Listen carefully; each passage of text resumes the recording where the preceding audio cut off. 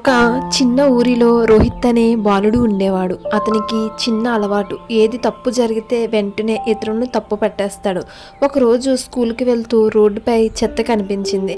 ఎప్పుడు ఇలా చెత్త వేస్తారు అని కోపంగా అన్నాడు. పక్కన ఉన్న ఓ పెద్ద ఆయన చిరునవ్వుతో చెప్పాడు, నువ్వు చూసి కోప్పడతావు, కానీ ఒక్కసారి నువ్వే ఒక చిన్న మంచి పని చేస్తే మార్పు మొదలవుతుంది. ఆ మాట రోహిత్ హృదయాన్ని తగిలింది.